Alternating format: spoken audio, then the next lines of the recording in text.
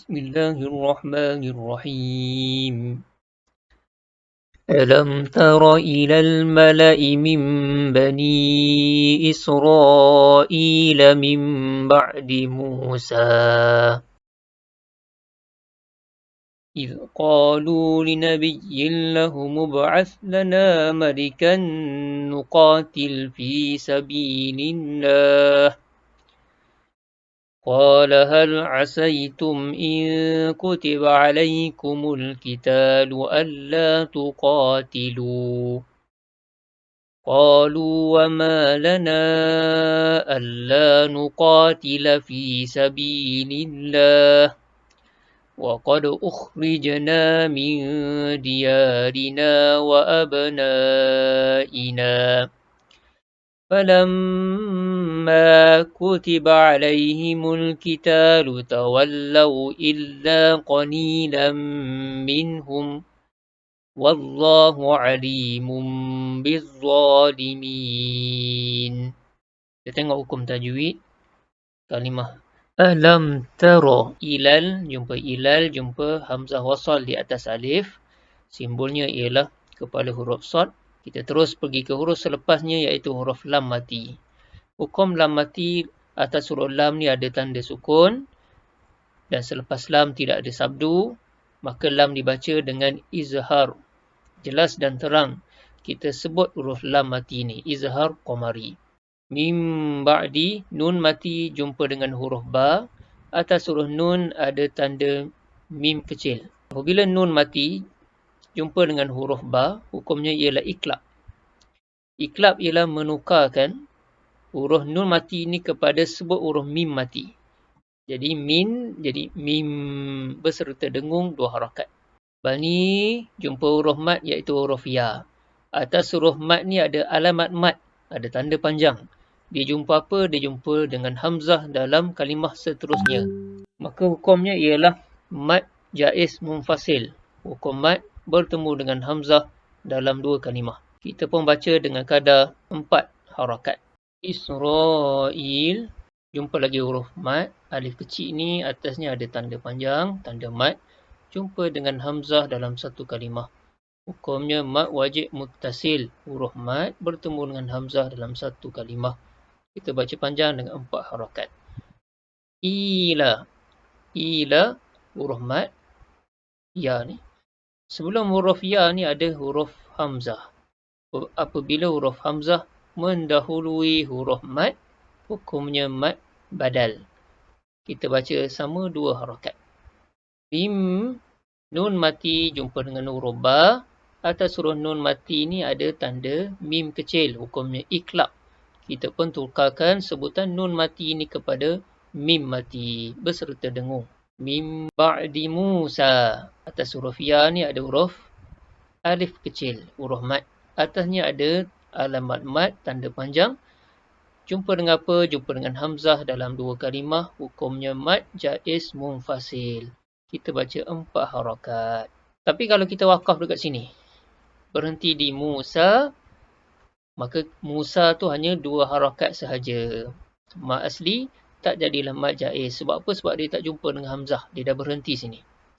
Bila kita sambung, barulah dia bertemu dengan hamzah.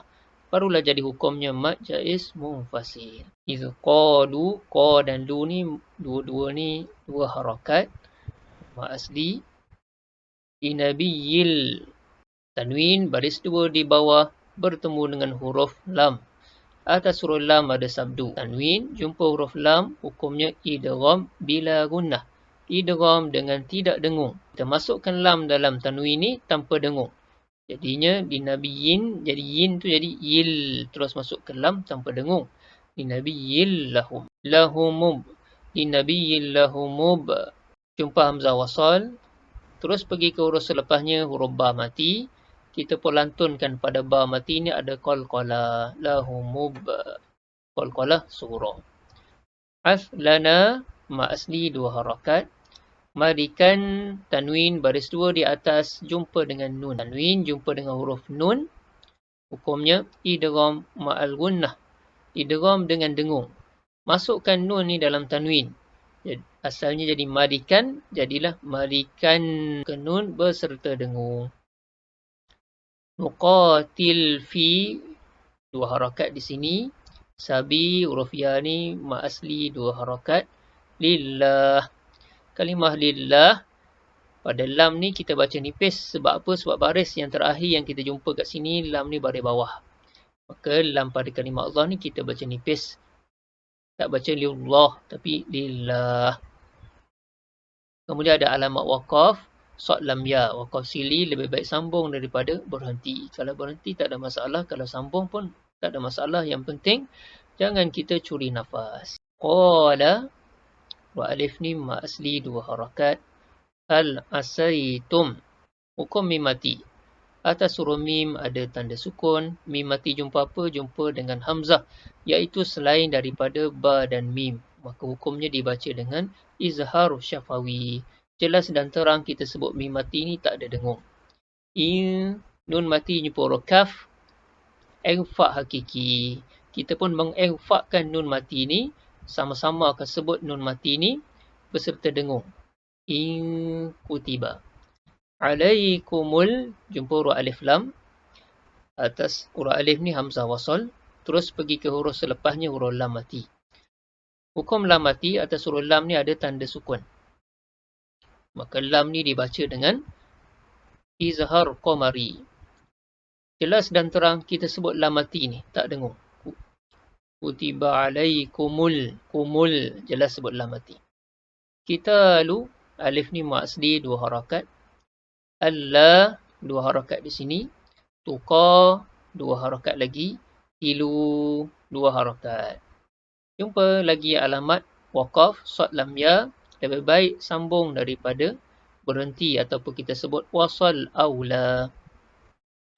Qalu, huruf alif dan waw ni dua harakat. Wa ma, dua harakat lagi. Lana, huruf alif, huruf mat. Atasnya ada alamat mat, ada tanda panjang. Dia jumpa apa? Dia jumpa dengan hamzah dalam kalimah yang seterusnya. Maka hukumnya mat jaiz munfasil. Huruf mat bertemu dengan hamzah dalam dua kalimah. Kita baca 4 harakat. Alla, dua harakat kat sini. Nuqatila, alif kecil ni mat asli dua harakat. Fi, dua harakat lagi. Sabi, dua harakat. Lillahi, lam pada kalimah Allah dibaca dengan nipis. Kemudian pada lam kedua kalimah Allah ni kita panjangkan dua harakat. Lillahi. Wa qad, lantunkan pada huruf dal ni, qalqalah dekat sini. Qalqalah sughra. Wa qad ukhrijna, lantunkan lagi pada huruf jim.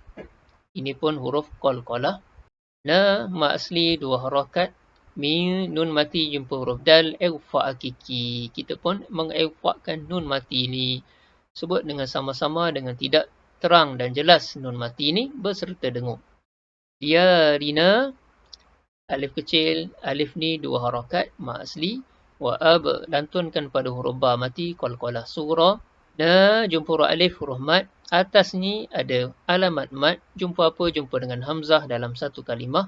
Maka hukumnya mat wajib muttasil. Huruf mat bertemu dengan hamzah dalam satu kalimah. Kita baca dengan 4 harakat. Ina, dua harakat lagi, mat asli. Alamat waqaf lagi, wasal aula. Lebih baik sambung. Lebih utama sambung. Seterusnya, falam mim bersabdu. Wajib dengung. Kan, wajib al-gunnah pada mim bersabdu. Ma asli dua harakat. Kutiba alaihimul, alif lam. Atas huruf alif, hamzah wasal. Jumpa hukum lam mati. Selepas lam tak ada sabdu. Atas lam ada tanda sukun. Maka lam dibaca dengan izhar qamari. Jelas dan terang kita sebut bunyi lam mati ni. Kita lalu, alif ni ma asli dua harakat. Tawallau, illa, dua harakat lagi. Qali, li ni dua harakat. Lan, tanwin jumpa huruf mim. Idgham ma'al gunnah.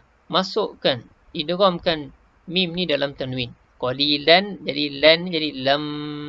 Tutup mulut beserta dengung. Minhum, nun mati jumpa dengan ha. Atas huruf nun ada tanda sukun. Nun ni dibaca dengan izhar. Jelas dan terang kita sebut nun mati ni tak ada dengung. Minhum, alamat waqaf lagi kita jumpa. Qaf lam ya, kili. Waqaf kili Maksudnya waqaf aula. Lebih aula waqaf. Wallahu, lam pada kalimah Allah dibaca dengan tebal sebab kita jumpa baris yang terakhir ni baris atas. Jadi tak baca wallah tapi wallah. Ali, huruf ya, mat asli 2 harakat. Mun, tanwin, baris 2 di depan jumpa dengan huruf ba. Hukumnya iklab. Jadinya kita tukarkan nun mati pada mun ni jadi mum. Tutup mulut peserta dengung. Biz jumpa alif lam atas huruf alif hamzah wasal. Terus pergi ke huruf selepasnya huruf lam mati. Selepas lam ada sabdu. Maka dibaca lam mati ni dengan idgham. Idgham syamsi. Mengidghamkan lam ni. Za ni masuk dalam lam. Kita tak baca bil za. Tapi bil terus pergi ke za. Lam mana dia? Lam dah dimasuki oleh za. Alif kecil mat asli 2 harakat. Di min jumpa huruf mat iaitu huruf ya. Kemudian kita matikan nun. Kita datangkan sukun pada nun. Jadilah hukumnya mat arid lis sukun. Boleh baca 2 ataupun 4 ataupun 6 harakat. Maksudnya, tidakkah engkau ketahui wahai Muhammad tentang kisah ketua-ketua daripada kaum Bani Israel sesudah wafatnya Nabi Musa AS, ketika mereka itu berkata kepada seorang Nabi di kalangan mereka, ada pandangan yang sebut Nabi Samuel, lantiklah seorang raja untuk kamu, supaya boleh kami berperang bersama-sama pada jalan Allah. Nabi mereka menjawab, tidakkah harus jika kamu kelak diwajibkan berperang, kamu tidak akan berperang? Mereka berkata, mengapa pula kami tidak akan berperang pada jalan Allah? Sedang kami telah diusir dari kampung halaman kami dan dari anak-anak kami. Maka apabila perang itu diwajibkan atas mereka, mereka membelakangkan kewajipan itu, kecuali sebahagian kecil daripada mereka. Dan ingatlah, Allah Maha mengetahui akan orang-orang yang zalim. Al-Baqarah ayat 246 menceritakan tentang kisah sebelum daripada zaman Nabi Muhammad SAW. Yang mana, tidakkah engkau ketahui wahai Muhammad, ataupun boleh juga dimaksudkan dengan, adakah kamu tidak memerhatikan? Kamu tak tengok ke? Seolah-olah peristiwa ni, walaupun peristiwa ni berlaku pada zaman dahulu, pada zaman sebelum zaman Nabi Muhammad SAW, Allah gambarkan seolah-olah peristiwa tu tengah terjadi. Kamu tak tengok ke? Tengah terjadi. Ataupun pemandangan tu sedang berlaku.